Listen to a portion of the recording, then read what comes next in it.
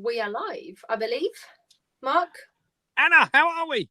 Are we? I'm okay, thank you. And you? Yeah, it says live. We must be. It does indeed, yeah.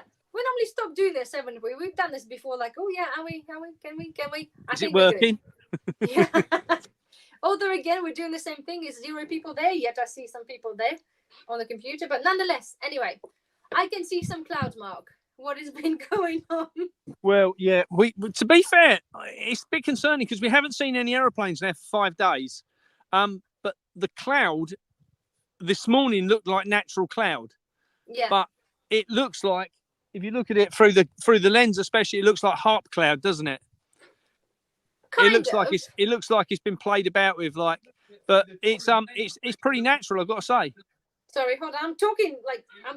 It looks like it's been played about. Sorry, I've got myself talking here as well. I do apologize. Hold on. Hold on. Sorry, I've got my computer and I'm talking myself. Sorry, I do apologize. Christ, I scared myself of my own voice then. Shut up. Shut up. Go away. Go away. That's it. So sorry. I do apologize. I only just checked out. Oh, good. Okay, sorry. Yes. So yeah, sorry, the clouds, yes, the shape. Yeah, so they look like they've been manipulated, but they look like natural clouds that have been manipulated because we haven't had any aeroplanes doing them stuff for 5 days now. So I'm thinking it must be natural. Yeah. What do you reckon? I've even forgot what natural clouds look like.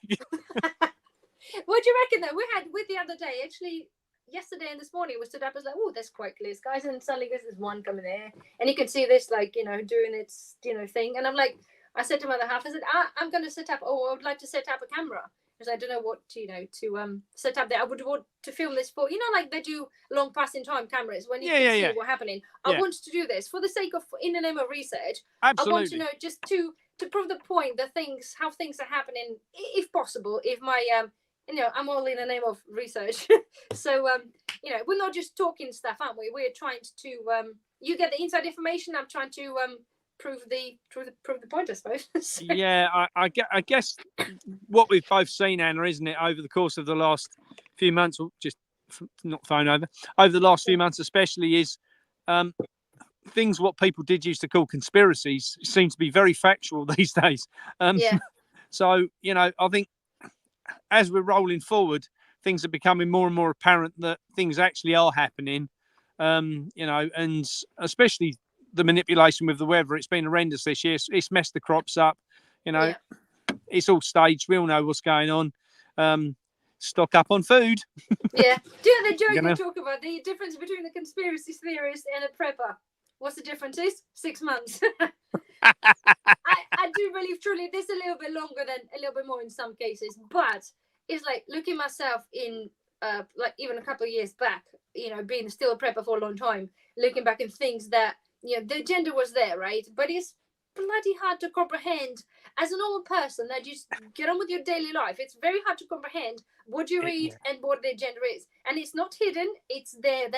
It's in plain sight now, isn't it? Yeah. I mean, we've witnessed in the last 6 months, especially, a massive ramp up, and it's only going to, with what's happening around the country, that is only going to ramp up worse and worse and worse within the next few months as well. Yeah, I think it's only, again, noticeable to people if you're aware of the situation. I think that's probably kind of the puzzles are starting to kind of fit together. Yeah. If you're not, if you're just kind of joining the party a little bit, it's a bit like, oh, that's a bit shitty, this is a bit happening. Oh, that's a bit, But it takes those pieces of puzzle to put it together for you to click. Oh yeah, absolutely. Crap, I know what's happening, where is exactly it's heading, isn't it? But between you and me and other many channels, they're trying to hopefully help people to understand in a non-weird way. That's what they're for. Is it raining? No. Actually, it's an aeroplane flying over, dropping a chemtrail. Good job you got your hat on, mate. I reckon they've tuned in. They've got their bearings on me and they're giving me an extra dose. Yeah. So here we go, Mark. Eat. Yeah. Anyway, sorry. Hello to everybody who is joining us, by the way. We didn't say hello, sorry. We're kind of gone into our little thing you right away. But thank you everybody for joining us yet again, or if you're new, then thank you all together. So Absolutely. yes, shall we get on with the first thing then, Mark? Go on then, Anna. What are we going to talk about first? You go talk about the wheat stuff. We covered the wheat, didn't we? And the issues with wheat. And we talked about wheat allergens. And you pointed out something that I've seen somewhere, but I'm not quite 100% sure, or I'm not comfortable talking about. So over to you. We might have to go walkabout for this, because I want to actually show you the difference in. Yeah. If I can just show you on this. So go on. Show and tell videos. We'll love that. Everybody loves that. So the wheat behind me in this field here is a relatively new strain. This is something that's only been about for the last 5-10 years. But if you look down the line here, you'll see there's some really tall ears which stand way above all the others. Now, what we've done is there, I don't know if you can see these, but the thatching, those what are behind me, okay, so that's thatching straw. So that's really tall straw, which is, you'll see the heads in this. Yeah. This is cut now, but we won't thresh this, put through the old style of combining, what we would have done, 80, 100 years ago. That won't get threshed until later in the winter.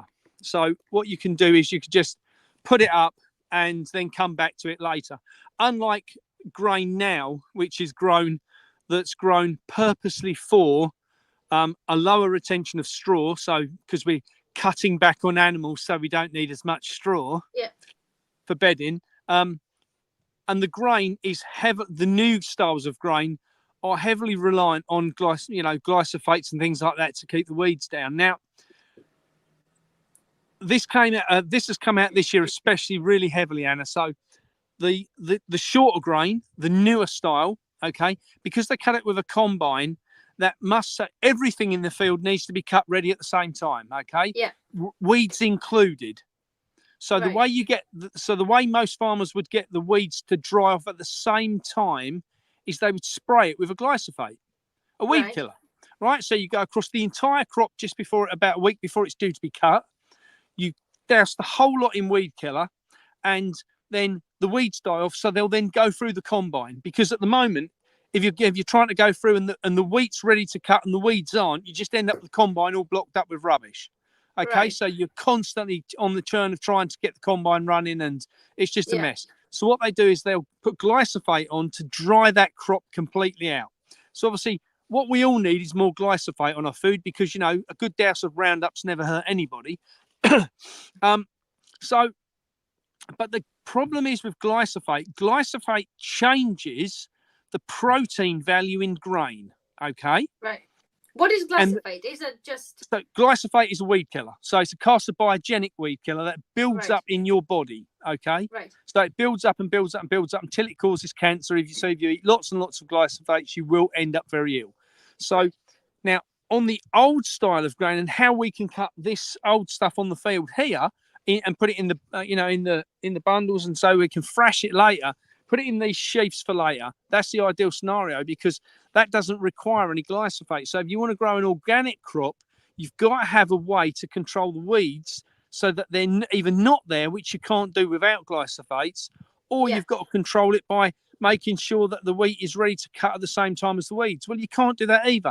So this gives you the best option. So for us, this grain here will come out really, really well, low on glyphosate, because we don't need to use it on it. And it doesn't change the protein. Now, people think they're gluten intolerant. Okay, that's interesting, but that's the point. Yeah. So the gluten isn't necessarily what you're allergic to. It is the fucking weed killer. So the carcinogenic side of this, glyphosate, is what changes the protein in the food, in the wheat. Okay, so it changes the physical molecular structure of the protein.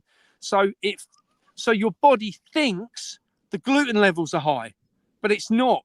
The gluten hasn't changed. What has changed is the amount of glyphosate in the wheat, which has changed the protein value in it.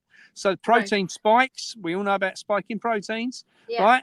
And what they, how bad they are for the body. Exactly the same scenario. You've got high protein content, and that is what changes it. So the body's allergic to it. It's not allergic to the wheat at all. It's not allergic to the glutens. It's allergic to the chemical sprayed on it. And that's with everybody or with some people, do you think? What's that? The Allergic to. allergic part. Yeah. Now, don't get me wrong. I'm not saying there isn't such a thing, No. but I bet you that 90% of all people who think they've got a gluten problem actually haven't. No. I would say how that many 90% of people are actually allergic to the weed killer they put on the food. Yeah, that's pretty shit, isn't it? Yeah. What sorry, these questions are coming in. Sorry, do you know what's the way for people to try to avoid that? You know, it's very hard, isn't it? Because the flowers and stuff we're able to buy in the shops are literally, we've no idea. We literally no idea where it comes with and what are they like. So what people have to do, firstly, you can buy organic grains. Organic grains are not impossible to get. You know, you can buy them online easy enough. And if you buy organic grains or organic flour, because the problem is that in milling, they add bleach to it. They add a powdered bleach to wheat to make it white, because we want white bread, right? But white, you don't have to, because old-fashioned days they weren't. They were just there weren't no white bread. Rye bread is not white, and yet to me, it's more natural to see it in a non-bleach colour.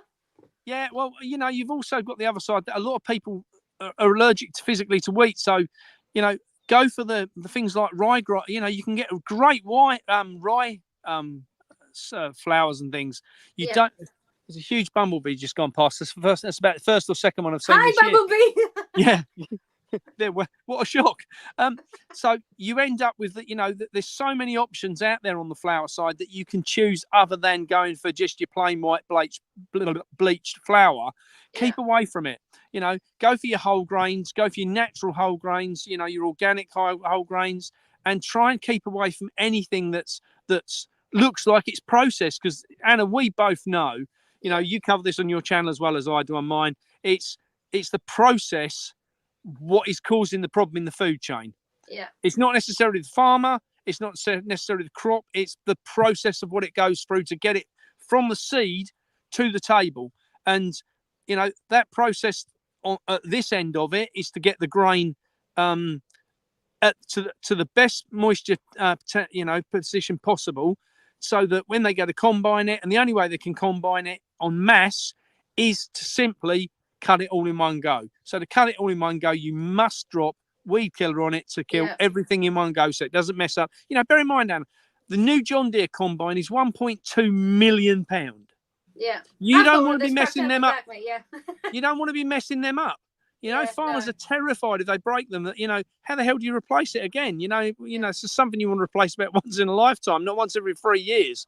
So you've got to be in the position that you can deal with that, and the quickest way to deal with that, sadly, at this point in time, is glyphosate, unless they're going to go for an option where they go backward in time, like like we are here, and actually doing some of this via a thrashing machine later in the year. Then everything by that point said off.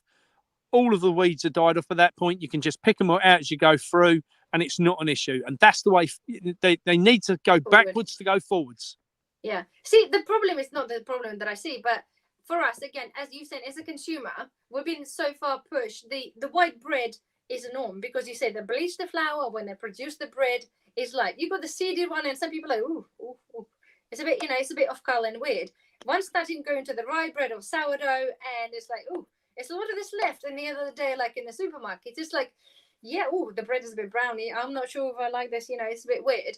Going into, say, the France or many other countries, right? I've grown up in Eastern European country, and to us the rye dough, the bread, the brown bread, is the key, because it's healthy. It's full of yeah. To us, white bread was like, white bread? But what the hell is white bread? No, we do the real bread. The stuff it's full of decent goodness and stuff. But here, people or supermarkets don't seem to promote this, unless you go to we're talking about the artisan breads, and suddenly the right bread is an artisan bread. It's not really an artisan bread. It's a bread that should it's a real bread. Yeah, this is made with flour. It's nothing special. But artisan bread will cost you like £6 a loaf in the poor places. Yeah. Some sourdough bread might cost you £4.50, and it's like size like this, and it's this hard as a bleeding brick on the top. Yeah. But it's made it kind of look like it's something out of this world, and something that it's not normal, yet it's the most natural thing before the fake plastic pre-cut bread that lasts like kid you not, doing the experiments, the normal, pre-cut bread, supermarket bread with 40 ingredients, it will sit in your fridge for like a week or two. Oh, right? yeah, at least. If I give you a tip for anybody who is, and we all, I do buy bread sometimes. I don't have time to make the bread all the time, but if you freeze the bread, right, and then you take this out of the freezer and then you put this in your fridge, it completely lasts you for about a month, right? Yeah. And this is, I'm speaking from experience, and I've done this, I've tested this, and it seemed to work. Whatever Yeah. they put in it, make it last so much longer.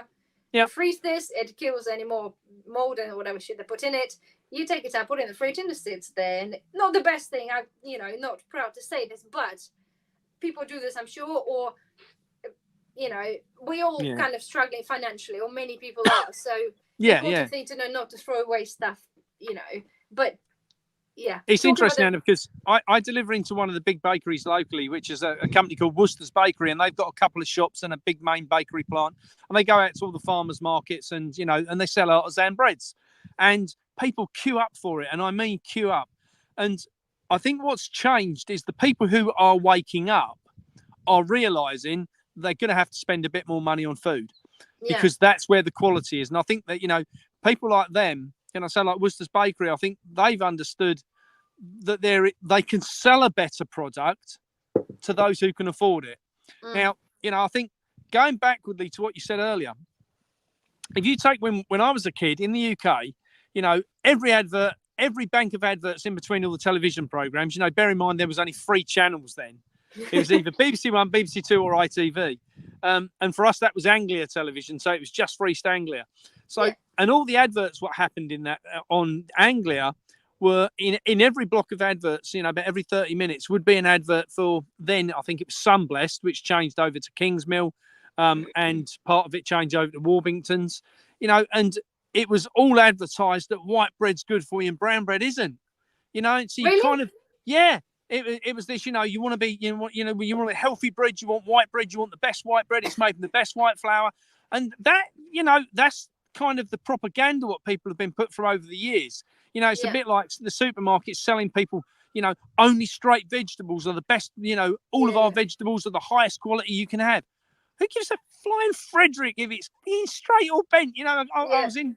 Oh, it just winds me, and I think that's where we are. That we've now got this complete nonsense in the background, that's been growing and growing and growing, and I think it's gone over the edge, Anna. I think their advertising's gone over the edge. I genuinely do, because I think more people are waking up, and I think it's more people. I hate to say my age, but I'm 56, so I think it's the people my age and above what can still recall what food used to be like, and they're the ones what want something better. They're the ones that are kicking up. They're the ones that are out on the streets now causing all the trouble about what they want, how they want their country back, because they can remember what it was like as kids. You could play out in the street without any fear. And I think same thing for the food. For us, all I want to do is make sure my kids and my grandkids have good quality food. So what can I do to help that along? Well, I can grow it. I can support other people that produce it. I can do talks like we are now, to help promote it and get people involved in it and understanding it. So I think that's where we are now. And I think advertising's changed, hasn't it, Anna? Because kind of, from your side, you run a channel. If you know. I think if you know, you know. Like, and I think, you can see what's changed. You take now, you run a channel with thousands of people following you, like myself. We've got thousands of people now that don't watch standard television, most likely. Yeah. So we are the new adverts. So when we say, oh, look at, nice bottle of water, and people go, oh, what sort of water is that? Hey, what's so special about it? Does it come out of a well? Does it come out of a spring? Mark, Does it this bottle of water is from Costco. I can see that. I know it. Yeah, something like that. Yeah. To be fair, though, it's well water. So I've had this bottle about 9 months now. Just keep filling it up out of our well. Yeah, that's all right. I did the same too. I just pop up the road, My mum says to me, "You're always drinking that bottled water." So, no, I'm not. It's a well water. I've got another one here. It's a different one. This one's a juice bottle. Is it there only got water in. But no, it's true. The true fact that, Mark, we're trying to make the best, or trying to migrate into the better. But unfortunately, though, with the prices of everything else. And some people suggested, like when we talked about the milk and stuff, yes, it's very hard for some people to switch. It's unimaginable to be able to then pay to, say we talk about milk, to buy the glass bottle and then pay for the milk, which milk is cheaper, but after you do the bottle, but you can recycle your own stuff. The same for the breads as well. If people were to switch, like artisan breads we're talking about, even Tesco's, they are artisan breads or rye breads are literally more than 4 times. You can buy a basic bread for like 36. No, that cheaper. This smart price bread is I'm sure you can buy one at like 50p. I think. Really? I think so. Must be really good quality. Yeah, but to be like, if people, that's all people can afford. It's hard for people to can or want to make changes. But then the suggestion is probably try to make, if you have time, trying to make your own, and at least you don't have to have like 40 ingredients in your loaf.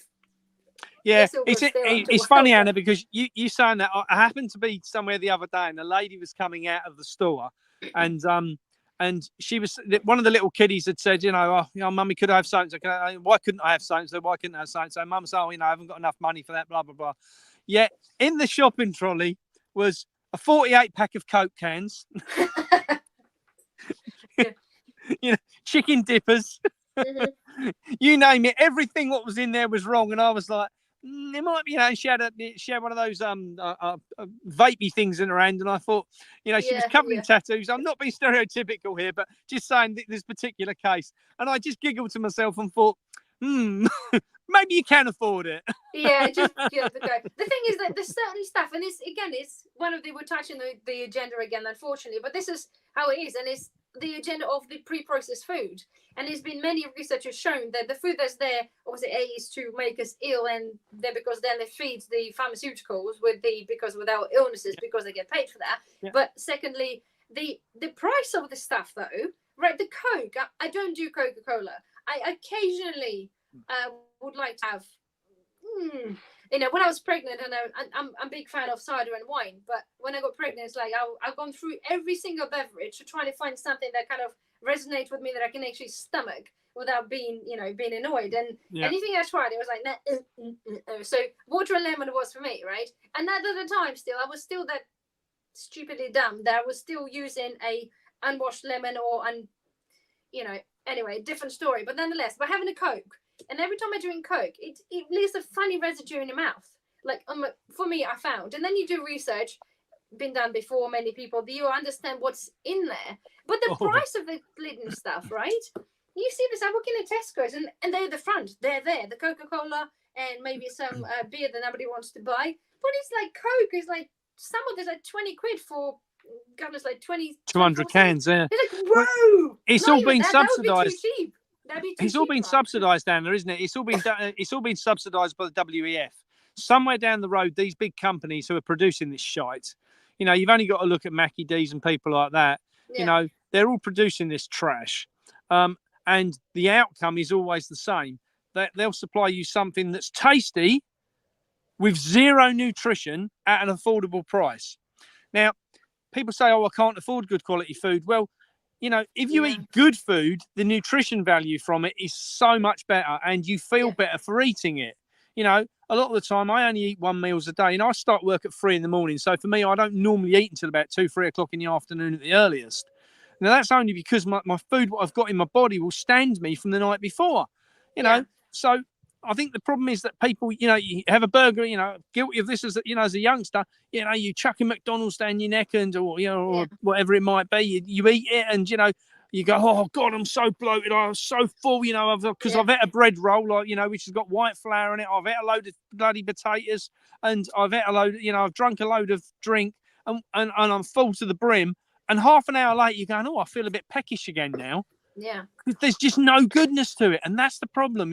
People have got to get back to actually looking at food from a nutritional point of view, and something that's going to actually fill you, not just fill you up physically, but mentally as well. So you're not, this is the problem, isn't it? You get the sugar rush and, and all this with the Coke and you see it in kids, and they're just like bouncing off the bloody ceiling. Then the next minute they're crashed on the floor, I know. That's I've the got a idea. night. Though. It's the idea. That's what they do, and that's what they produce. Like McDonald's used to say, it's like we're partial to. I don't know. We might have McDonald's like I don't know twice a year. Like only of the. It's you give it that it tastes kind of okay, but then I found since the childhood, every time I had McDonald's or like greasy chips or even fish and chip shop chips, gives me gut ache. The amount of oil, the amount of stuff in there. But again, I think if you are excuse me pre-programmed or this is all you've been eating all your adulthood or childhood, You your get me body's into like, it, don't you? this is if you don't have this and you suddenly have this, your body like, oh, sorry, what did you just put in me? Like, it doesn't kind of like that. But because they make this so attractive, don't they? With I know we're migrating into bloody McDonald's, but with all these deals and now let's win this, let's win the car, and that's what makes people to come back, and especially children. Yeah. Many people come back, they say, oh, well, we're so busy, and, well, just what it is. They come back and they put the pizza in the oven, it's that. But to be fair, without being prejudiced to people, we all work. I have children, I work around my business, I do this, but I don't come out, oh, let's just, put the burger in there. It just doesn't. You kind of make, it's a personal choice, I think, in the end of the day, to what we put in our bodies. Because I think once we diverge into a lot of things with the food and stuff. It's kind of like, people know with the fast food, people must know fast food, drinks, it's kind of all there. It's personal choice to what people choose to do to their bodies anyway. But of course, yeah. We're digressed, haven't we? I've got a 9-year-old, Anna, and I took him out the other day, and his mum's very strict on his food. I have to say, I will say, we don't live together, but she's very coy on his food. He's not someone who's been brought up on a lot of sweets or chocolate, and if you offer it to him, he's not overly interested in it. Yeah. But the other night I took him swimming, and as we came past the vending machine, I stopped to get a hot chocolate for myself because I was tired. And I said, "Do you want anything?" He said, "Oh, can I have some something to eat?" So I said, "Yeah." I put the £1.50 in, whatever it was, and he got out what he wanted. Do you know what? Within 10 minutes, he had I think was it Skittles or something like that. Within 10 minutes. He was bouncing off the bloody ceiling of the car, and I was like, whoa. I said to his mum, I said, look, I'm really sorry to bring him back like this. I said, but I wouldn't, had I not have witnessed it, your fault, mate.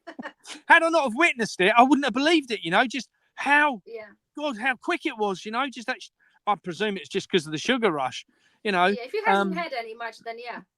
Yeah, so, it's scary. But anyway, we go on. Anyway, so the next thing we're going to talk about, we're just going to talk about eggs. Yeah, hold on. Sorry, I just want to say, because people are saying hello. Oh, so we are. Hi. Sorry. People are joining in. Sorry, no, they're just joining in. Sorry, guys. Thank you. Hello. Is there any questions at this point we need to deal with?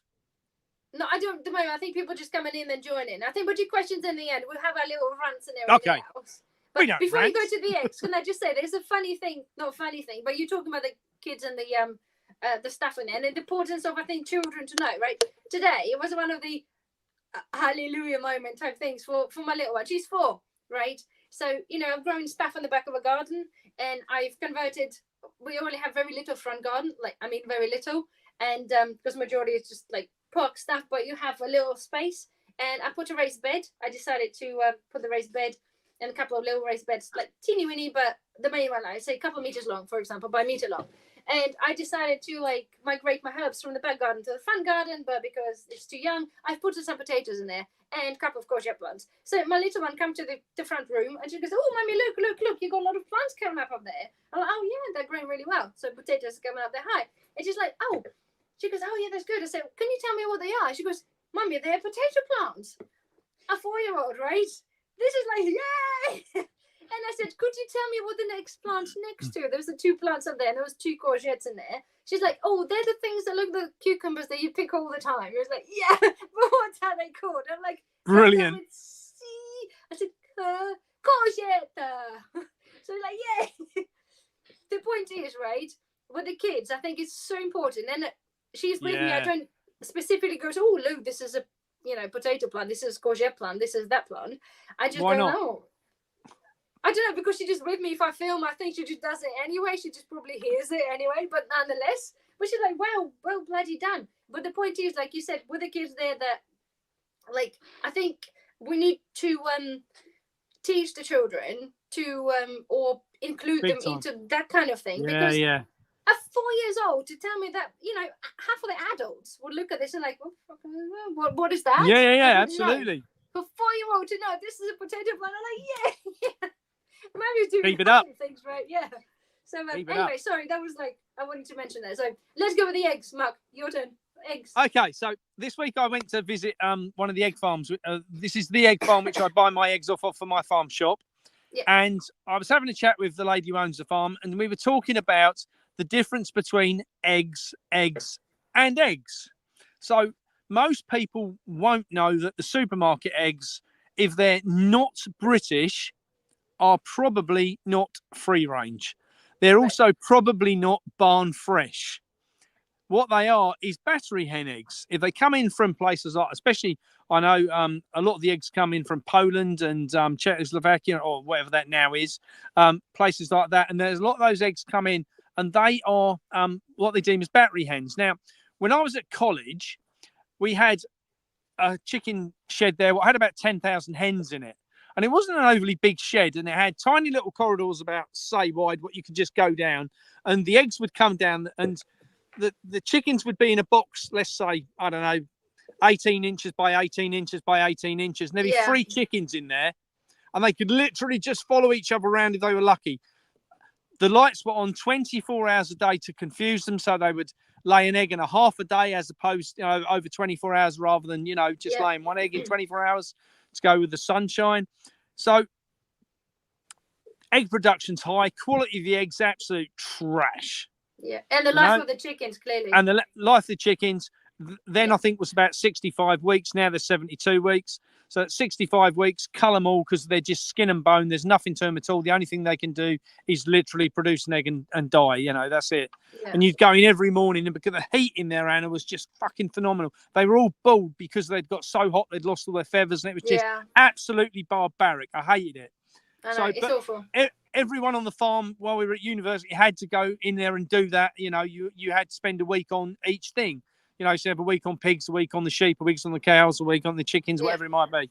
Now, so I decided that I would never, ever sell those chicken eggs, right? No. So as I came along, then, and the relevance of this will come out, right? So we then go on to free-range chicken. So people's belief is that free range means the chickens are free to roam wherever they want.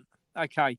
So how it works is, and there's a very close line in between barn eggs and free range eggs. So barn eggs are eggs that are produced in a barn, and the chickens are not allowed to leave the barn. Basically, pretty much like a factory, isn't it? It's factory just in the barn. They're just in the barn all the time, right?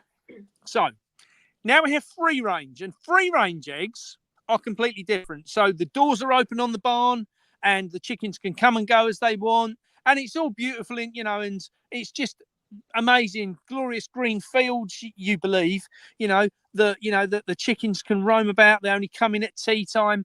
But what they actually, back to the reality side of this, what actually happens is they teach the chickens right from birth that when the bell rings, the feed comes down. Right. So what happens is the chickens are in the barn. The doors are open. Don't get me wrong. The doors are definitely open. They can see daylight. But just as they get to the door, the bell rings. So they all scurry back again, and they go, "Oh, quick, I'm going to miss out on dinner." Yeah. Right? They peck away, and the food stops, and they finish up, and then they go, oh, some light over there. I'll go and see what's over there. They just get to the door, ding, ding, ding, ding, and they run back again. And this carries on all day and night. So, people say, oh, yeah, well, they're free range. What does that mean to you? Yeah. And you've also now, one of the other things which a friend of mine who is a chicken farmer, I was called to see him one day. Now, if I produce eggs here on the farm, okay, let's say free range eggs, proper free range, we're not allowed to wash those eggs under any circumstances. No. Right? Because in America they wash them, but not here we're not allowed because it's not our policy. All the big farms wash their eggs. What, even in the UK? Absolutely. It's actually BS that they tell you they don't. So they have a thing called egg wash, right? An egg wash is just like a steroid that you can wash eggs with. And it's slightly thicker than water, so it doesn't go into the porous of the shell, right? Allegedly. Right. So all the girls do is they have that in a bucket, and they just dip the cloth in, wipe the eggs over, and the dirty ones what are there, they can then clean them up and they go in. It's absolute crap when they tell you that they don't do that, because they all do it. They also give them a thing called I think it's got a yolk bright or something like yes, yolk bright, I think it is. Right. And that's an orange dye that they can feed them to make the eggs go real orange yolks. Yeah. Okay. Funny that, Mark. Before we bought before obviously we have chickens anyway, but there was a specifically called bright. Oh my god, they specifically advertise in their chicken eggs or egg yolk says like bright yellow, whatever. So anyway, so like let's have a look. Let's have a look how bright, egg yolk is. And you're talking about like, there's a chickens, the free range chickens. Obviously, there's also the what do they call them? The ones that are literally allowed to be in the field. The name come to me, but nonetheless, anyway. So free range. No. There's another pasture. There's a pasture. Oh, yes. You get them really rarely, but you do get to see them. But nonetheless, right? Yeah. Bloody hell, we crack those freaking eggs, right? It's bright as a freaking orange. Like, seriously, almost borderline in like luminous, bloody red. Not what do you call it? Like red orange. Like it literally. Yeah, I know what you mean. That's like borderline. Yes, we're trying to promote like, healthy, really bright, bright red yolk is great. But this is like, hell, I don't know if they're fed on yolk, and this is it. They feed them this dye because it makes their eggs brighter. People just have no idea. Anna, you know yourself from your chickens, okay? Not that you've got any chickens, because we've clarified that before. You've got ducks that think they're chickens. We have pretend chickens. Yeah. Pretend chickens, yeah. The pretend chickens that you and I have that that qualify as ducks, their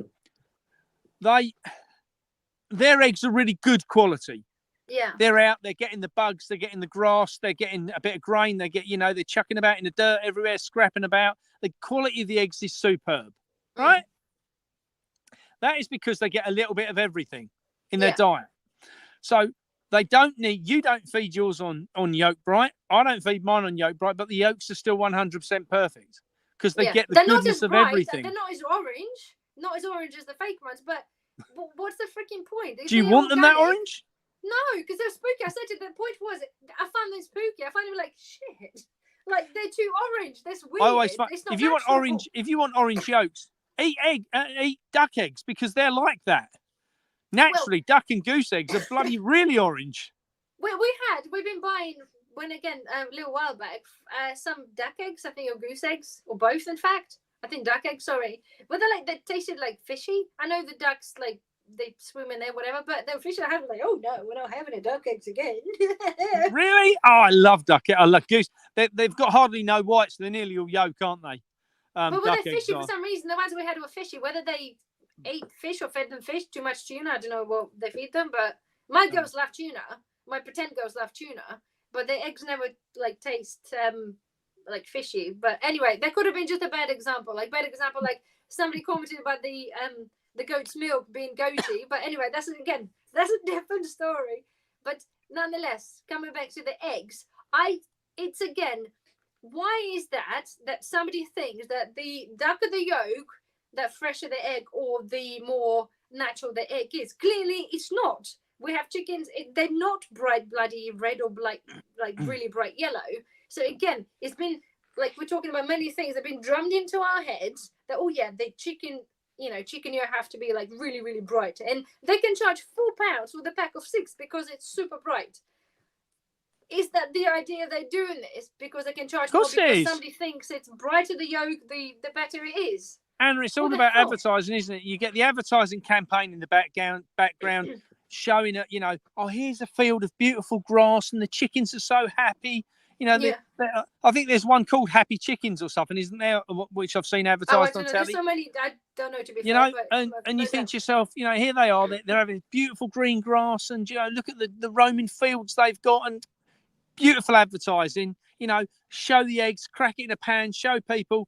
What they don't see is the other side of it, where they're giving them colorants and additives to make the eggs that color. The advertising side of food frustrates me because it's so corrupt. Especially for the organic or pretend to be organic or whatever, they are like nigh on perfect. Like we have again, they're all different breeds of chickens. Eggs come up in different shapes, literally different shapes. It just happens.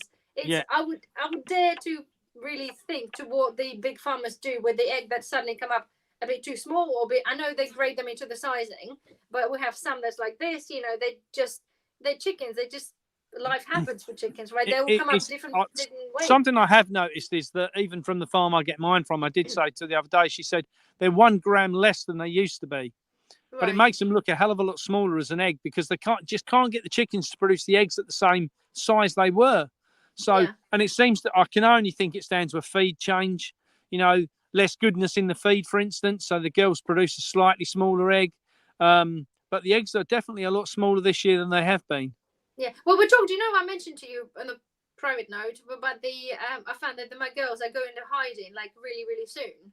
Like early, far too early. During the summer, like the girls, for anybody who's not aware with the chickens, they all operate on the like day and night type thing. So if it's light in the morning in the summertime, they wake up earlier. They lay more eggs. In the winter, they wake up later, and generally they go to sleep early because of the. Then they're like maternal, basically, aren't they? Like with the bats and everything else type thing. And I've noticed, like I said to you, didn't I, that the my girls, they seem to just want to go to sleep early. I come up sometimes at 7:30, 8 o'clock, and we talk about now, and it's not that cloudy, but they kind of want to go to hide and they want to go to sleep. They've gone to bed, yeah. And they don't make so many eggs because they're just always, you know, freaking miserable. They're just like, what? But it's still light, but for some reason it seems to be not as the happy days as it used to be. So again, whatever. Well, we actually had a bit of a had to have a word with my 4 girls the other night because they were being a bit naughty. So our 4 chickens always used to lay their eggs in the shed, provided. Then they disappeared for a few days and we found out where they were laying again. So I told them off and said to them, you know, this can't happen. Anyway, I get a message via the lady who lives on one of the other places on the farm here. And our 4 chickens have decided they can work out her cat flap. So they're now going in her house on a daily basis when she's at work, stealing all the cat's biscuits and then letting themselves out before she gets home. And where do they lay the eggs? At her house or your barn? Oh, fuck knows. They're just gone. They can't find the eggs anywhere. There's probably a big heap somewhere. Yeah. They're going to turn up. So someone's going to find them at some point. I've hunted high and low. I've been through the straw sheds, the grain shed, everywhere. I can't find them anywhere. They are clever. Chickens are so clever, aren't they? They are so really devious, really devious. But I'm thinking about putting trackers on them. Cost you a lot of money, mate. But you know, sorry, you just said about the food, right? There was a little while, I think about a year ago, there was a hoo-ha, apparently, in America, and it kicked off. They apparently, they talked about the chicken feed being poisoned or being something been added on. And again, at the same time I did a video because I've noticed my girls like not been laying eggs. Stopped laying eggs. Yeah, they've been laying some, and I know in the winter, you know, like people say, oh, it's winter, they don't, but you know your animals, you know your pets, you know, like feed them porridge, they will. Say again. Feed them hot porridge through the winter, then they'll lay eggs. Yeah, but why that time when all this came out and like, okay, we only had a couple of eggs a day or something. That's not normal. They were young girls. They were still normally would lay, but there was their hoo-ha there, and then suddenly the feed I used to buy then changed, and now they kind of stopped. They changed the packaging, and they're like, well, who, in all fairness, who are going to buy chicken feed? So let's have a look at the ingredients of the stuff that, this is the oranges, which we'll cover later. But who does that with the chicken feed? Like, let's see what's changing there. Yeah. And the guy at the shop, like, basically said that the feed that's, well, chicken feed is pretty much like a bread from the factories added on with some other stuff. It goes, oh, you better just like, you know, ferment your own from like bird feed. And I'm like, okay, if I had the time. And I'm thinking like, maybe I can start. But no, anyway, the point is, all of this thing has been happening and could still be happening. And we're noticing change in chickens because, again, hormonal, the way they can affect or control our livestock, that stock they don't have control of, is by amending the feed. It's, you know, it's a bit of a out there, but... Mess the feed, mess the atmosphere, mess the water. Yeah, wouldn't put it past them, would you? Let's face it, chickens, if you get a hot day, chickens can go without laying. You know, and when weather's doing that all the time and spiking up and down, hits highs and lows of perhaps, you know, 20 degrees difference, that stops eggs producing all the time. Yeah. We get at the moment, I think 3 eggs from 7. So yeah, the heat seems to. But again, I think unless Well, people, that's more than I'm finding. well, you just have to find your stash, and you'd be like, "Hey, happy gold." But no, I think I think unless you know, and I think with many subjects that we cover, and this I think is important, is that we do talk about all of this, because everybody who's watching will have different pets or not have the livestock. If you don't have livestock of any kind, you'll find it's difficult to understand or might not even think about it. But the idea we're talking about is trying to kind of bring this to people's attention, that just because you don't have a certain animal or livestock or whatever, doesn't mean those things are not happening. That's So right. if you're just thinking in your little world and you notice something's happening, if you're watching us and you're watching some other people, you actually find that there's loads more other things happening that we're not aware of. Like me and you, we're talking about farms and we have animals, that kind of thing, we grow stuff. But there'd be a lot of other aspects, maybe even in banking, not even, but there would be. But many other things that are happening around us that we don't know. And I think it's really super important that if people can just kind of trying to get it all to build this picture, isn't it? Because it's people, you hear people. One of the things I would say on that, Anna, one of the things which you hear people say, why is New Zealand lamb so much cheaper than British lamb? Well, I can tell you one. I can tell you one of the reasons, and I won't go into the biggest reason that they gas it to bring it over. Let's not go there because British sheep last year, the stillbirths and the miscarriages were 100% up on a normal year. So we lost twice as many lambs as we would normally. So, if you think, you're going to lose, I don't know, 5% of your lambs on a normal basis of what's born, and you're suddenly going to lose 10%, that makes a hell of a difference on the profits come the end of the year. So the only way you can deal with that is to force the price up. And that's one of the things that happened over the course of the last 12 months. We've seen it the same in calves and, with cows and that.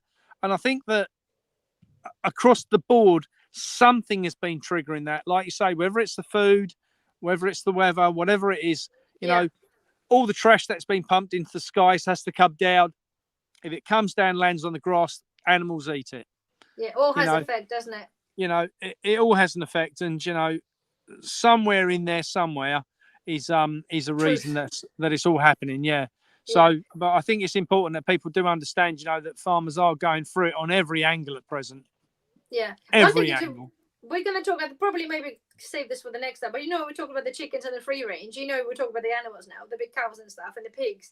And there's actually far more bigger agenda for the free range pigs and free range cows. And we're talking about pretty much like with chickens, not that they encourage cows and come back, but free range cow means that you can come out, or pig, come out in there, just a little balcony, just to see a bit of green and a bit of sky. That's it. That's a free range or organic, whatever they do. But that's we can cover this on a different one, because we literally could be talking about animal. Oops, sorry.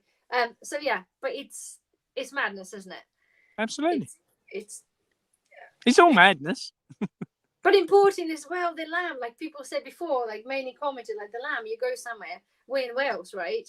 And there's lamb everywhere. And it's like, oh yeah, but we still importing lamb from New Zealand and we're importing theirs back. And it's like, what's the freaking point? I could just pop up there in the van, just like, dude, lammy, here, go back in the van, It's so much of it. Not seeing cows, but lamb. We have seemed to be a lot of sheep about. They're just wandering about. But it's you'll see a lot less next year. Yeah. Do you reckon that's soon? This is one of the questions we cover. Let's come back to the questions, because I see Lana say she's done the question. We'll come back to the questions. Let's cover the a few bits and we'll come back to the questions and then the end, can't we? So my thing was, right, and we talked about, they briefly covered this about the vegetables and fruits covered in stuff. And we know they all covered in stuff, whether it's been plastic or the liquid plastic, as you wish. Wax, whatever. Yeah, and some of them also suggested talking about the appeal by the Billy Gates. And so far, right, doing the research, as I do again, it's only a few big places that seem to be doing the appeal coating or advertisers as at the moment. Yeah.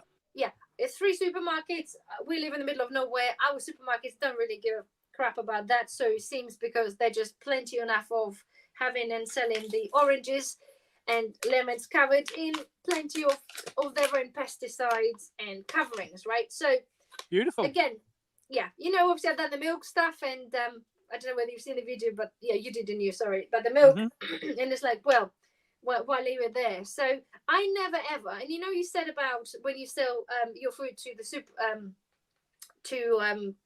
restaurants, and you said the chefs want to grate some orange in there, and after this comment, and I know I've been the same, I've put the not orange or lemon, straight into my drinking water. Even if I was pregnant, just cut the orange, lemon, whatever, put it in there, done. And I read it on the stuff, and I was like, for goodness freaking sakes, right? So, for any of you who are not aware, okay, again, I'm legally allowed to show the a brand of orange, I suppose, we're talking about. So, well, it's there, right? So can't see why not.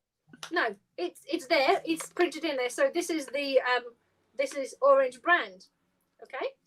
Hopefully everybody can see that. Right. So, and again, I never really thought of looking at that. So forgive me. I'm gonna get my phone because, well, I'm not gonna remember all this. So technically, this one is just a typical your orange that you think you just pick up with your hands and you peel this. And I mentioned this before in one of my videos, not chats to you, sorry. I said, and my dad always said, oh, you have to wash your oranges and because before you peel them. I'm like, what the hell? It's like, oh, got some other stuff on them. Like, it's an orange, yeah? Like, this is my attitude as a kid type thing. Right, anyway, so the jumbo oranges covered in, first of all, it's the post-harvest treatment, so they harvest them, they do whatever they do to them, and it's got the that means if it's a post-harvest, then it's glyphosate.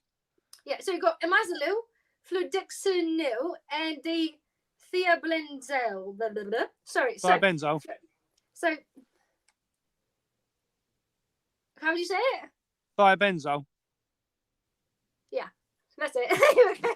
I do my retarded way of pronouncing it, but nonetheless, right? So fungicides, all the fungicides. So commonly used to control mold and fungi in agricultural settings. So acute exposure, skin eye irritation, respiratory irritation, gastrointestinal distress. We're talking about the inner slightly, we're talking about not just a small things, but the point is, right? And I did the same with the milk and the stuff that people put in the milk stuff, all this stuff. So chronic exposure, liver, kidneys damage, blah, blah, blah. So fluoxetinool, okay, so the same. You've got the same is another fungicide to use to protect crops from fungal infections.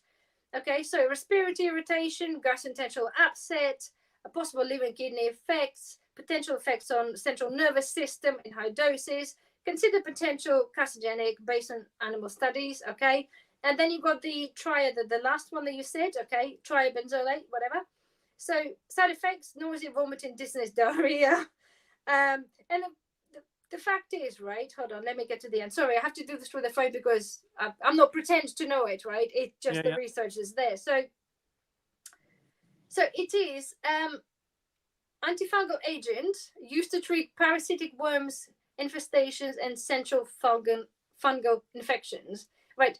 It is used as pesticides, but at the same time, this is a human fucking treatment for those things, right? So antiparasitic and antifungal. So it is prescribed by fucking doctors. So the point is, you got must be good for you then. Yeah, nausea, dizziness, diarrhea, abdominal pain, loss of appetite, headache, fatigue, fever, allergic reactions, liver enzyme changes, and some other serious side effects is that. So, and on the top of this, there is a wax coating on the top, right? So to keep it in. Yeah, exactly. That's the point. But three fungicides, and one of these, it's not antibiotic, the last bit, but it is human prescribed medicine. So to me, you give us two antibiotic treatment, two anti-fungal treatments, which are pesticides. One would be enough, right? One enough, and they spray this with a coating and seal this. No, two, and then one is something that it is used for a human consumption. So when they're talking about using antibiotics in animals, and then say, well, we're all kicking off because, well, if we consume this, the whole idea is that we become immune to that. Well, technically, I'm going to be consuming this, so we're going to be immune to that as well. And yet, this is not somebody overly publicly, published to tell people. So the point is, well, so as I mentioned, right? So they do free pesticides, call them free pesticides, and then the wax. they're not going to put a wax and then 3 pesticides because it's just goddamn stupid, right? Yeah. So well, you could wash it off then. Yeah, so they put 3 pesticides in a wax. And you know how hard the wax is to wash off. Like if you have a candle, you know what it feels like, right? Yeah. And I'm doing my experiment for the sake of the nation and the world. And the guys, like, if you watch the milk one, you know. So this is right. Again, I don't have the appeal version of the thing because they probably wouldn't even tell us, to be fair, even if it was. No, they wouldn't. But They wouldn't. I have a website for the appeal, Dave, you know, but it's really sketchy, and it changed 3 times in the past. It does. 3-4 weeks. 3-4 weeks I've been watching that, which we can cover this in a minute. But okay, don't like quote me for this. But the experiment I've been doing, I think I mentioned this to you last we spoke, which was a couple of weeks ago, and I had this running for a week. So this orange is like 3 or 4 weeks past the date, right? So this was coated with this bollocks there. Yeah. So I've cleaned this off with the solution of, again, which I'll cover in my video, but something like they're talking about salt and the bicarbonate of soda. You scrub this there. So there are also some apparatuses you can use, but nonetheless, anyway. So, sorry, my camera there. So this is the part, right, that's been washed off of. Again, it's hard here. I'll do this better when I do the video. This is part is being washed off of the stuff. Okay, it's going to be more wrinkly. You can see clearly it's becoming like deteriorating much quicker. Again, do apologize. It is like, it's natural fruit, right? Well, it's natural is the thing, but things do vary. But and then look at this part here that I've not scrubbed or rubbed off anything, and it looks pretty damn freaking good to me, right? And I've done this with 4 oranges. This is the one they seem to show the most visible thing I can show you on camera, but I do have another ones that are sitting there. So to me, and you tell me, and I have now a lemon sitting there, not sitting, but be sprayed with stuff to actually say, so it's porous, right? So whatever they spray, as you mentioned, will go straight through the skin and potentially further, depending how much they will have soon, depending what it is and how the chemical reaction goes with spraying this on there. Well, excuse me, I have the lemon and it has some dye in the stuff to go in there, and it penetrates through the skin. So I'm like, well, this is the proof, the point to prove that whatever the spray there, and then coat it in the wax, it'll sit there and it'll penetrate through the skin. And to some people, I'm like, oh yeah, well, whatever, but it'll go through. And I'm like, well, do I want to have a lemon water now? No, bleeding don't. But the point is, it just shows you 4 weeks, 3-4 weeks, it makes that. And those ones there, they've just been sitting there still in the packet. They're as good as anything. I haven't touched them at all. So it's... Anna, have you ever seen, if you go into one of the supermarkets, for instance, you can get roses sometimes that have got all the petals of different colours? No, I must say, I couldn't say I've seen that, no. Okay, well, if you go into supermarkets, sometimes you get roses where all of the petals are different colours. So, and they literally, where they spiral around, they look like a rainbow. Okay, no, I've never seen that. Okay, so what you do is you get the roses and you cut them long, and or how should we say long, and what you do is you cut across in the bottom and peel it back, and then you put each section in a different colour.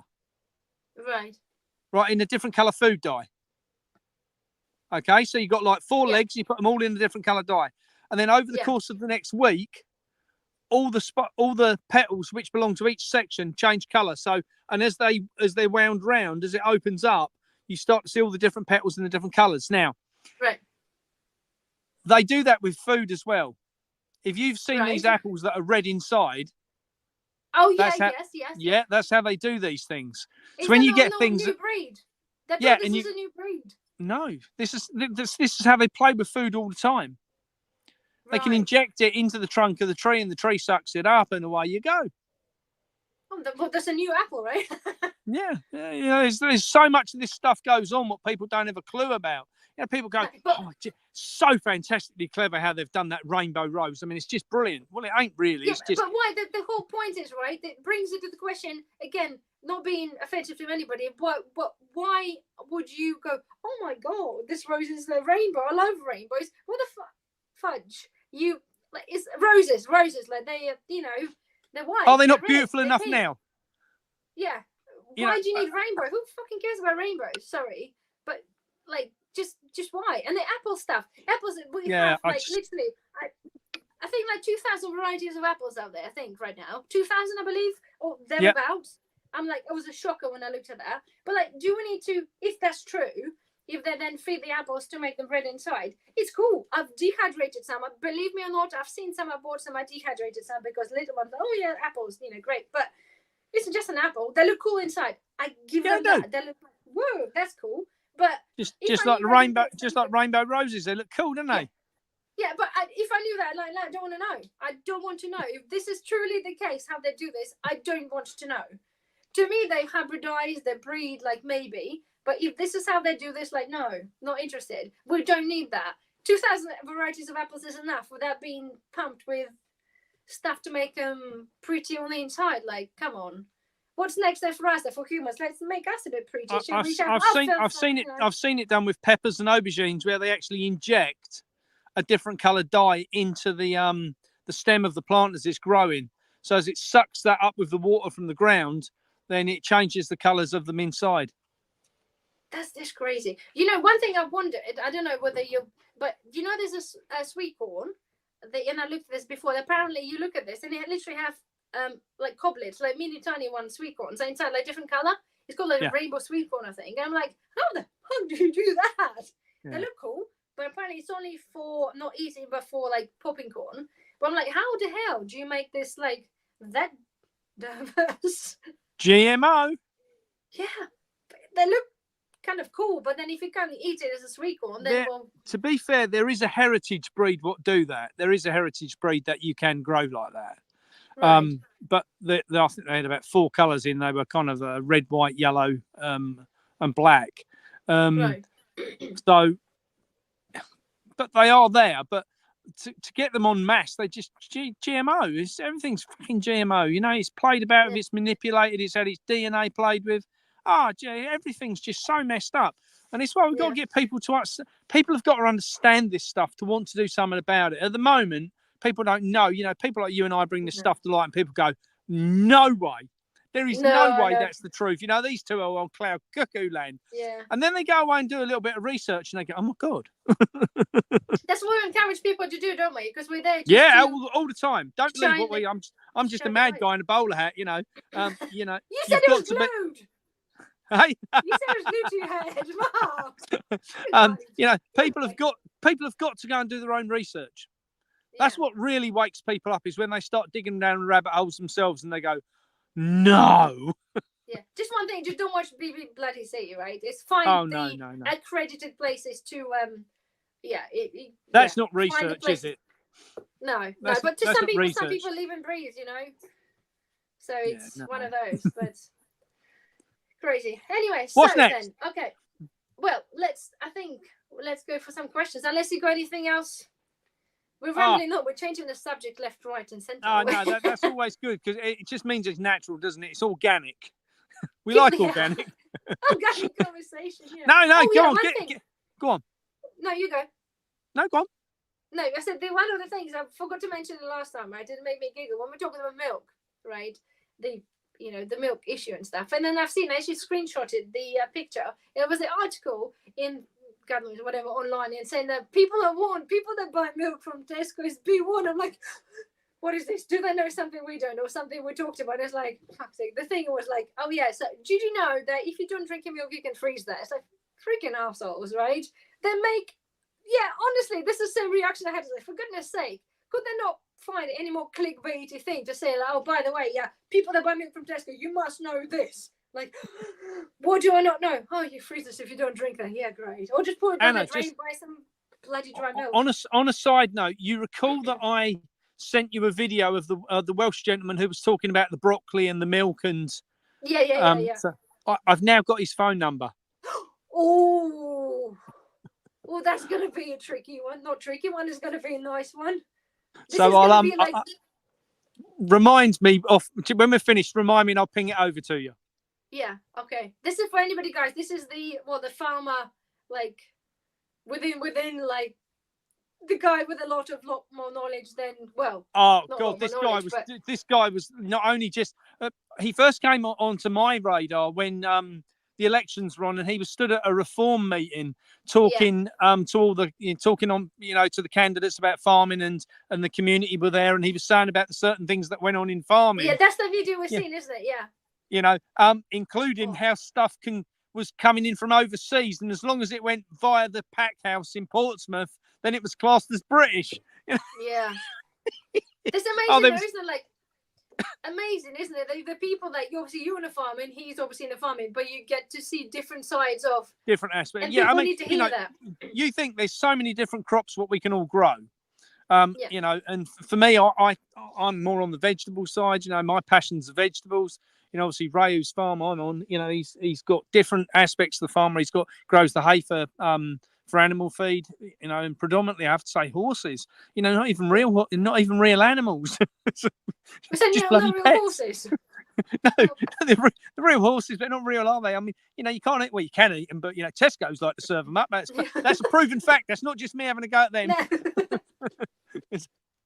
And the different types of grain. The reason we're starting to come away from the lower grain is because, just to give you here's one for you, Alan. So about 2-3 weeks ago, the price of wheat was really strong. It was about £205 a tonne. It's dropped at the minute to £160 a tonne, and that makes no sense. Somebody worldwide is manipulating with a lot of money the price of grain deliberately. Was there somebody I read? Obviously a little while back. Forgive me, I can't remember. But wasn't there one of the countries? And I don't think we'll cover this, but they all decided to literally stockpile the grain. I know it wasn't Poland. I don't remember. China has China's sitting on vast amounts. They know what's coming, Anna, and they know that if you're one of the instigators of what's happening,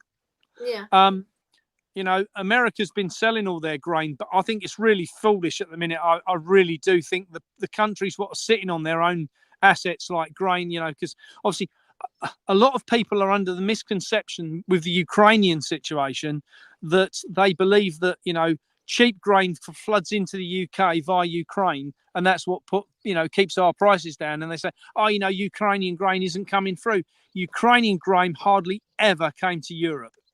The only people who have been shafted on this is Africa, because nearly all the Ukrainian grain went to Africa. Yeah. So it's a hell of a lot more now happening. Again, looking at the news, I just looked at, say, not just the grain stuff, but again, I can't remember the country, but they decided to stockpile 100 tons of grain. And then I see, obviously, because with the heat wave now, we've gone through the heat, and then we've gone through the wet and the cold, and then we're back into the heat again.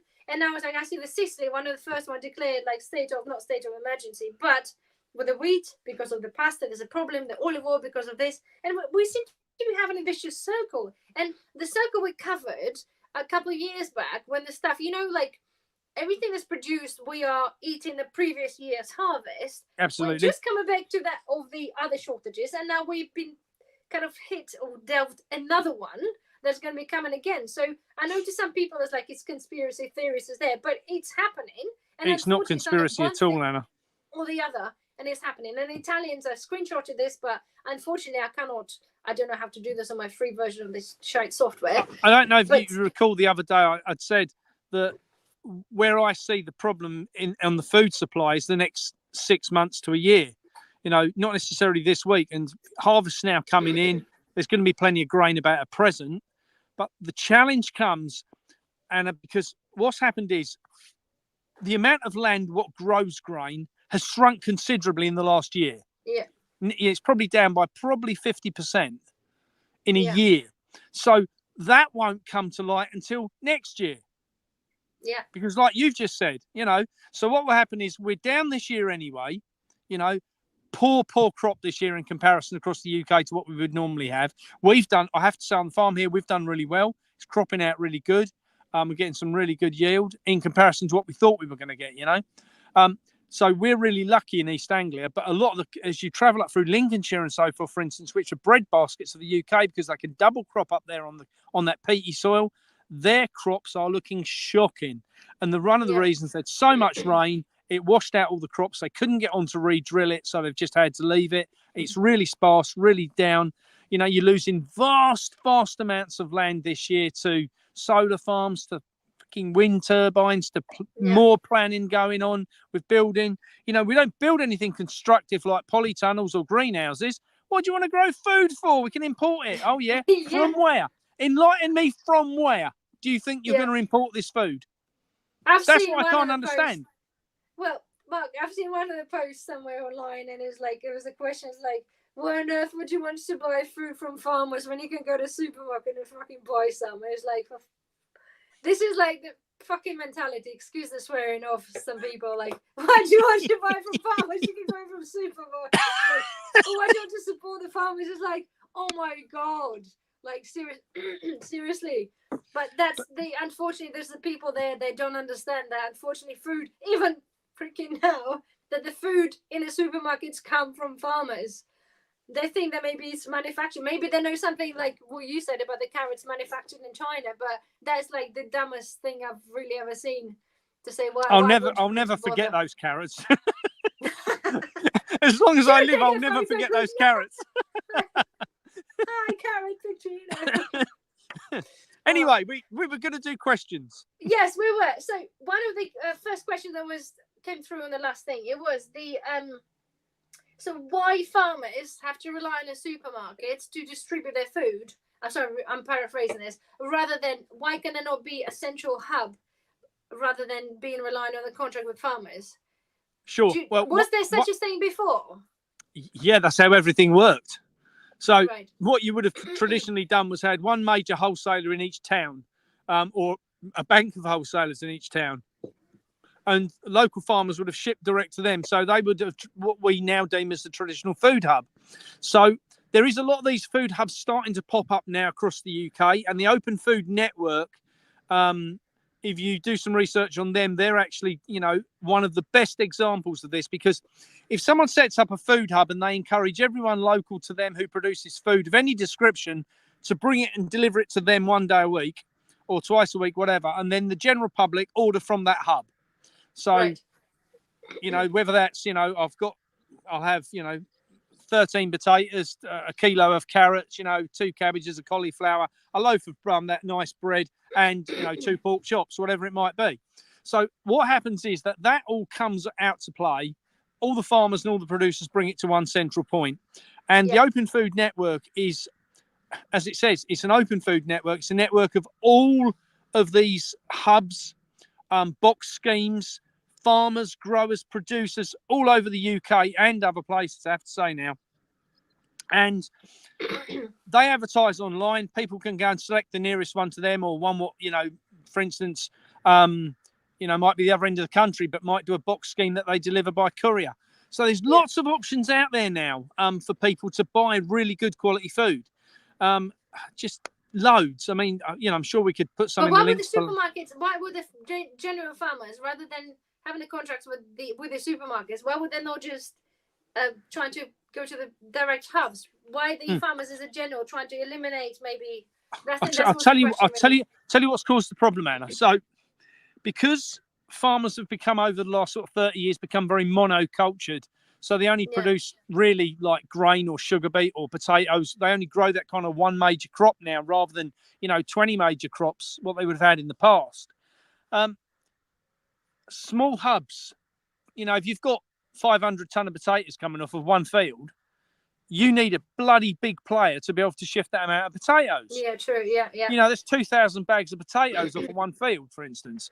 So what you've got to end up with is the infrastructure to be able to shift that volume. And that's where the supermarkets have always been really good. Yeah, taking the volume. But then taking it, then half of them throwing away afterwards, isn't it? Now, let me tell you something on that. While we're just covering that, and I'm sorry to digress, but I watched a video last night. There was a lady interviewing a Sikh in the middle. I think it was in the middle of London, and it was rather noisy in the background. But I can send you the link through to watch it. This guy was an Indian Sikh, and he was talking about what's going on worldwide on the food supply chain. Now, obviously, I always talk about it from the farming side, and this guy brought something to light that I wasn't aware of, and I was like, really? And this guy was saying that his farm in India, his family farm in India, grow a lot of food. It gets, bought up by these huge wholesaler conglomerates, and they were concerned on where the food was going once it left the farm.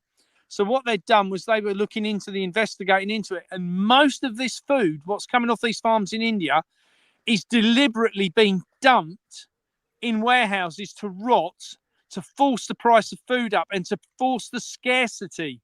So it's either been sat No on the lorries. way.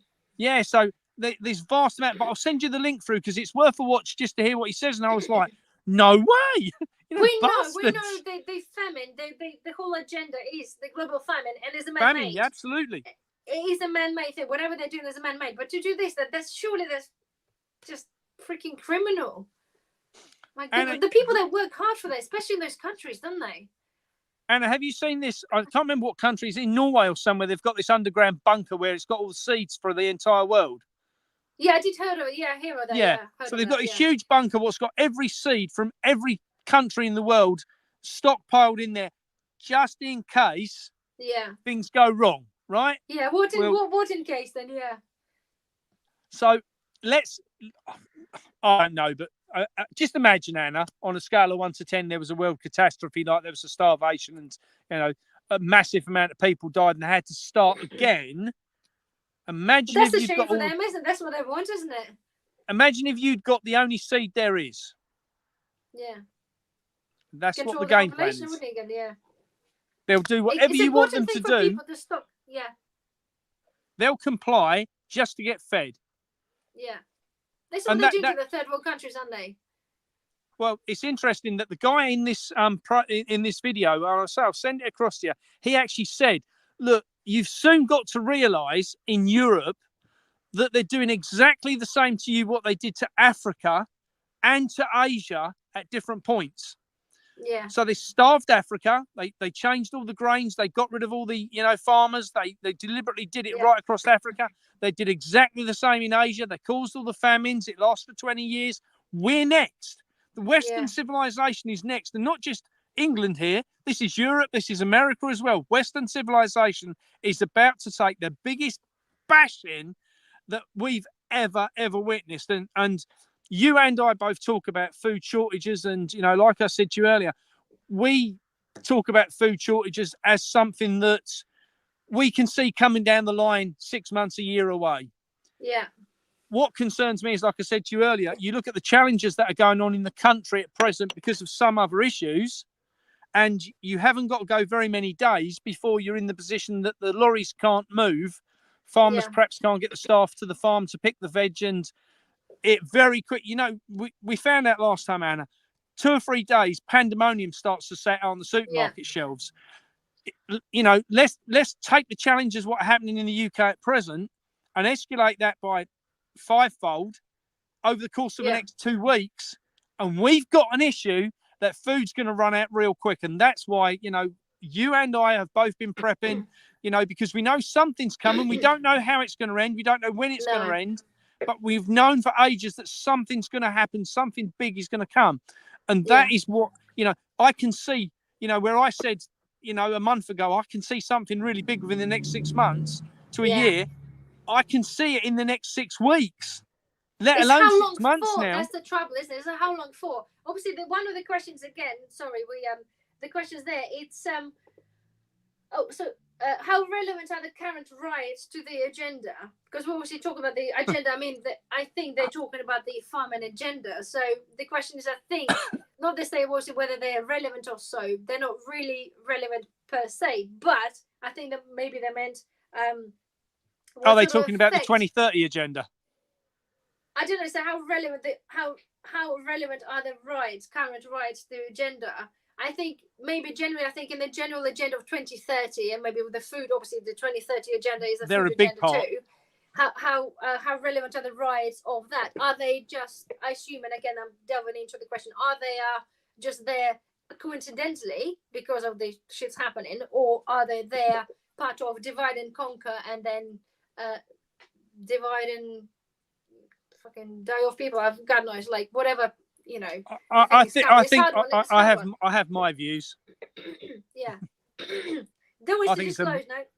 I think it's a massive part of the agenda. I think that we are, unfortunately, because of how the human race works, we are just about to step ourselves into 15-minute cities, and we're just about to step ourselves into digital IDs, and everyone's It's all playing the died game. off a bit, didn't it? Though the 50-minute cities, like we talked about, we touched about it like a little while back. It's kind of just gone brushed under the carpet. Everybody's like, yeah, 50-minute cities, but now it's like, oh Do yeah. you think so? I'll tell you what, Anna, I was listening to the radio the other day, and it's not something I normally do, listen to Not the mainstream. BBC, I hope. No, it wasn't. But in the news, they covered, they were talking about the challenges, what were happening in the country at the moment. And they said, because of the right-wing thugs, these grandpas and grandmas, what were causing trouble, because these right-wing thugs seem to be going from one area to another, that what might be the best solution for this is to have boundaries where people like that can't go past. So Right, you've got okay, a 15-minute city, yeah? Gotcha. And one of the other things they said that they were going to really push hard for, and Tony Blair had been asking for this for years, was this digital facial ID and putting up more facial cameras so these thugs can't go anywhere untoward. Yeah, I've got a feeling that you and me are those thugs, Anna. Yeah, we really are. I'm fucking there protesting against, like, give me my fresh milk. But the point is, though, we still got 5 years to 2030, or 5.5, right? But don't forget, it's by 2030, it's all got to be in place. It's not 2030 is the end game. 2030 is the complete, by then it's all done. See, I thought the 2030 would be, because I don't see how things will change, but maybe just me. Because the things things are moving fast, but things are moving slow, because we come away from the 15-minute cities, and I just can't imagine that, because they will need to then bring on the universal wage, the ones that was also part of the agenda, because 15-minute cities, we live. But that's easy, Anna. All you do is drop the financial system. So right, work with me here for the power cuts and stuff been happening right now. Work with me just a minute here. my thoughts as the mad person with a roll out, right? So my thought is, sitting here a month ago, would you or I have considered there would be riots on the streets of the United Kingdom? Potentially a little bit, considering Americans were kicking off. So maybe potentially, but there wasn't any, was there? So a month ago there wasn't any at all. Okay, so that's so within a month. In a month, even in 2 weeks, we've gone from having nothing to, I think, 50 riots last night across the UK. Okay, so in such a small time. Now let's play that out over the next 2 weeks. If it continues, then they'll go, right, well, nobody can go to work now because we've got all these riots going on and it's not safe to go anywhere. You can't go to work, so you best stay at home. Next thing, you'll get territories where police will be blocking roads off because everyone's staying at home. Then they have roads blocked off. Then you come in and say, because the country's not working, the economy's crashed, so we've had to get rid of cash. And the next thing we're going to have to do is bring out a digital ID. And the digital ID, the quickest way we can do that, because nobody's working at the minute, is we're just going to simply roll out universal basic income. You can do that within 2 months. You could. But what happens to the people, like, we live in the middle of shithole, like in the middle of nowhere. We're in a small villages, and there's many people. And there's how blessed do you feel? Yeah. And then initially there was a thing like they're going to evacuate. Initially the theory was the people that do live there, they're going to create something. They can just say, oh, sorry, can I get the fuck out of your, little village because they're there. Apparently there was a thought that they're going to say is going to be, oh, sorry, there's a land here, like we're talking about the land of scientific interest. Or they're going to say, oh, there's some chicken disease up the road. So, yeah, it's a bit, you gotta go then move into like Cardiff or somewhere. That's the thing that, obviously, we know the whole agenda of the 50-minute cities, but it's very hard to comprehend. And because we specifically moved from outside Brighton into the quiet area because there was too much of shit going on, like in a busy town. So we didn't want to be somewhere like that. Not because of the agenda, but just purely we just had enough of general crap that's in a busy town, busy city, in fact. So moving here, and it's like, well, how would they reenact this? It's easier for the busy places like Cardiff now. Like, we've been to the Cardiff Bay. It's like it's a great place, but it's like cool and like, oh, there's now no-go zone because of the protests. It's like, okay, but how would they implement that for villages? Because they can't. Because then, not say they can't. They can clearly. Do they need to? Which path they will take to do that? There's so many, isn't there? Just from a farming side. So if there's famine and you can't feed yourself, and you know there's a food store in Cardiff, and you were in the position with your little girl, that you, sorry, his little girl, isn't it? Your little one. Yeah. So No, yeah. you would say, my God, well, we're going to have to take a husband. Well, we're going to have to go to the city because we've got no choice. I don't want her to starve. Yeah, So true. you then so just on the food side, then so Yeah. now let's say bird flu, for instance. Bird flu could break out, or mad cow disease, whatever they think it's going to be next week, could break out, and because it's so deadly, Anna. These viruses, they're just well bad. One chicken dies and they cut like half a 500-mile radius. Well, they've got to coordinate all off, so they might have to bring you into a quarantined area. You can see many ways they can deal with this if they want to. And once they've got the masses into the cities and start fencing people off, then it becomes easy. Yeah, the thing is though, whether the people that are, say, if you have a stash of food, again, this is what we actively promoting people to have, because none of us know. Yes, guys, of course we don't know, like, guys, we can't say, oh, stock up for like 10 years worth of food, because it's not possible, but we're encouraging people generally to stock up a little bit, because none of us 100% know how soon those things are happening and what route things are going to pan out. Because if you're resilient, you're going to, do you know what, I'm going to stay here. Like people stayed in a Chernobyl because people told them to get out because of radiation or many other things. People like, I'm going to stay here because I'm a free will person. I'm going to do what the hell I want. I'm going to stay here. So if I have food, I'm going to stay here. And like, there's some things in the news where people stayed in their houses and they had the roads built around them because they refused to live like the farmers, so that kind of thing. So encouragement to people is to still, from my point, I suppose, is to just get people to stock up, just so you're not so reliant, because to me, in the end of the day, right, whatever they're planning to do, there's a potentially still the things might just get better because things might happen. So if we if we buy ourselves some time, I think that's the best we can do, right? Just have a little bit of something, because I can't say that we couldn't possibly stock up for the whatever the agenda. If they're gonna implement this, they can. That's what's gonna happen. Yep. But having stuff there to buy yourself as much time as possible with the food, because you just never know. It might be uprise further down the line. We just don't know, do we? We just don't know. No. It's one of those things. I mean, I've always looked at the stocking upside is, one, it beats food inflation. Yeah. Because food's always going up. And my partner, as I said to you before, she's Nigerian, and she was talking to the family back in Nigeria at present. They've got huge protests going on out in Nigeria. Why? They've got no food. Now, bearing in mind that a year ago, Nigeria was the food basket of that side of Africa, of Western Africa, the whole food basket. They were producing about 90% of all their food was exported. They're now down to not enough food to feed the country. Yeah. Within 12 months, right? So there's massive problems out in Nigeria. And the reason I say about it is because, one, you can beat food inflation. But one of the biggest things that I find, Anna, is if all that crap was kicking off across the country at the minute is in Tesco's, do you want to be putting your daughter and you in the firing line of going to Tesco's to buy food when that's the only option you've got and all that shit's kicking off? Sod that. You want to be as far away from that rubbish as you can. Yeah. So, that's why I say to people, no, if you're sitting at home now watching this video and you've got a spare £100 in your bank, I suggest you go and get some food with it and tuck it under the bed, because you're going to damn well want it in the next few weeks. And you know what? £100, and it sounds like a lot, but again, people don't have to do this in like one go. And I've done many my little shopping challenges, but I did the same for £5 a week, and I did some for like £10 a week for 10 weeks, £10, 10 weeks for £100. Oh my God, you could really do this.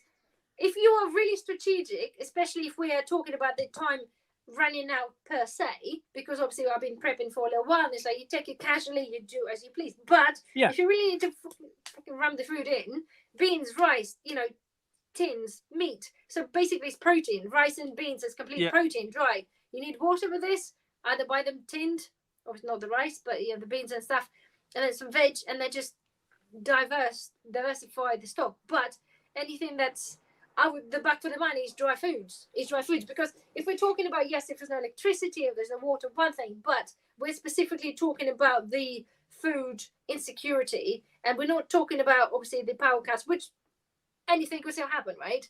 But as the main thing to me, I think, and you probably agree, but is rice, beans, tins. It's just so much easier. The rice, 100%, 52 100%. pence a kilo, 52p. Americans and other countries laughing at me when I show them my kilo bag of rice for 52 pence. They're like, woohoo! It's like, costs like 4 times the amount. 52p, right? 100 kilos, 50 quid. 100 kilos. Like, this is, they will feed That's a you lot for of food, isn't it? a lot of, like, for a year. You have to, of course, add on stuff to it, but it's, I've done a video like a year ago about how much food you need for a year, and I have the meal plans there. Really, for, I think it was at the time about £1,200. You can feed a family of 3 for a year for £1,200. I know it sounds a lot because you can. It's not. We're not talking about the fresh food, but we're talking about stuff that's ready. It's packaged, and that's not even looking at the bargains roughly. So if you think the insurance, your car insurance, house insurance, this insurance, like absolutely. it's all. And this is what this comes back to what I said earlier, don't it? You know, you're going into Tesco's every week to do your shopping, and you're buying a 24 pack of cans of Coke for £5. Do you need to spend that £5 on Coke?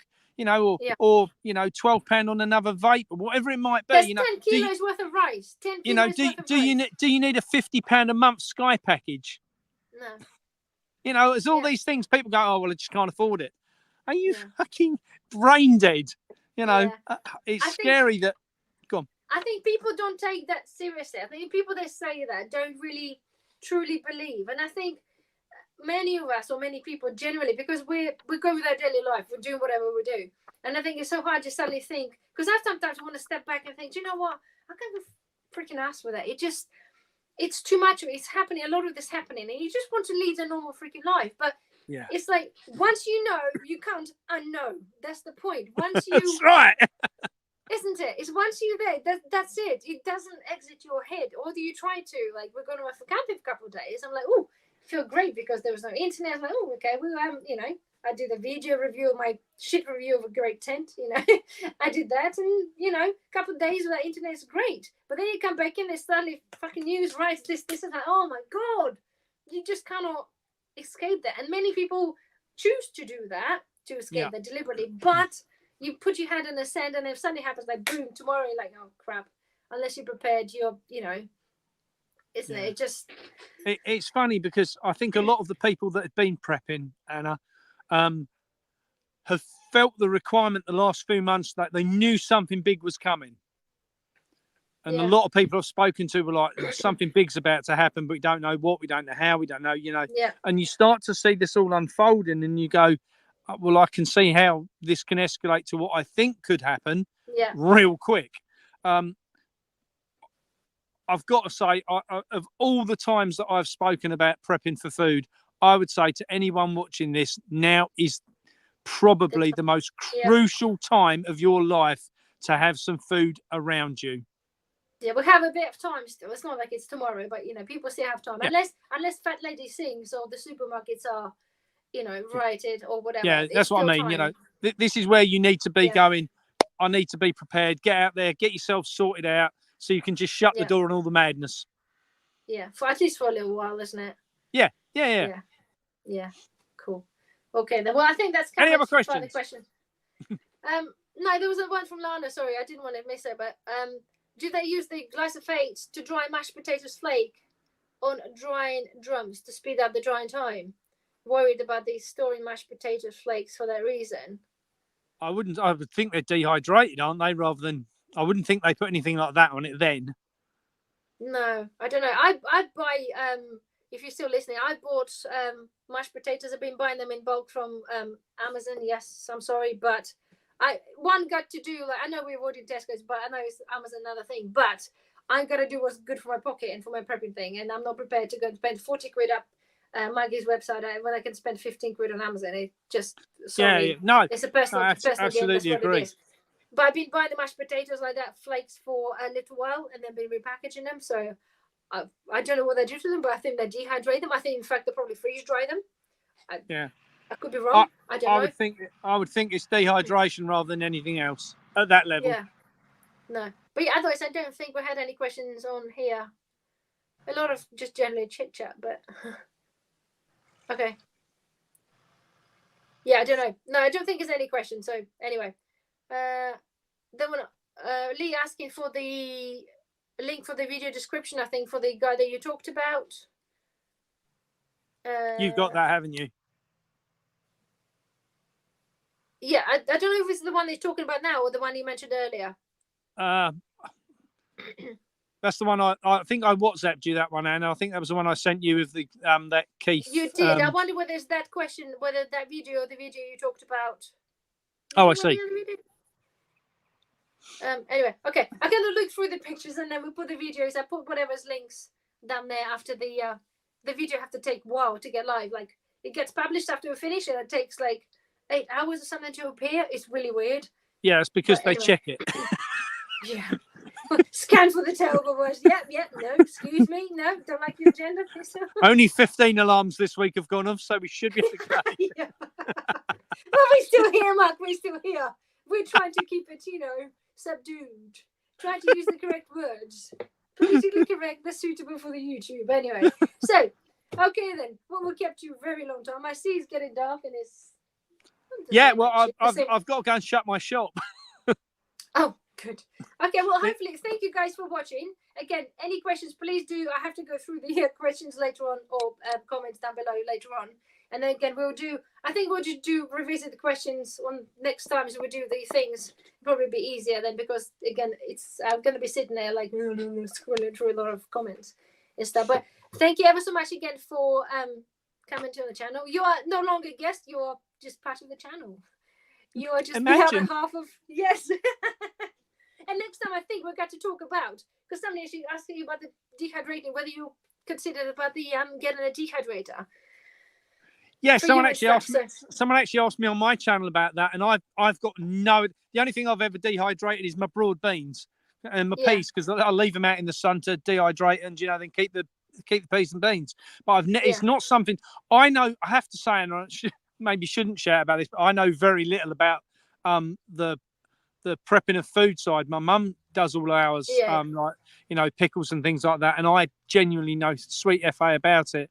It's something that I'm conscious about. I've been making sure that I've been saving jars this year, and I've been saving all my and I've got all my pickled onions in, and I've got all the pickling onions ready, to do. I've got different types of vinegars and peppers and different. So I've kind of been gathering all the stuff, thinking, well, if shit hits the fan, I know, I've got the stuff, because more knowing, you can work out how to do it half the time, I tend to find, but what you can't do is gather the stuff when it's too late. Yeah, so absolutely. That's one of the things which we've been, and the same with seeds. I've been mentally buying seeds this year, and fertilizers and compost and stuff what we're going to need in the future, so that we're covered should we need it. Yeah, absolutely. We can probably do another video on that kind of stuff, because there's so many things with your planting and all that. It's like, we're going to be there for another hour and a half. We can literally all day, can't we? We'll have to do a 24-hour. Yeah, 24-hour, like Guinness World Record. What is that? I need more wine. I would need more wine. Anyway. But anyway, thank you so much, Mark, for joining, and thank you guys for joining us and watching us. And again, any questions, post down below. We'll answer them, and if it's for Mark, we can answer them next time we chat, which I'm sure probably won't be too long. So, okay, Anna, it's been emotional, lovely. Darling. Enjoy your evening. Do whatever you need to do, and we'll see you guys all very soon. Catch up soon. Bye bye. All right, bye.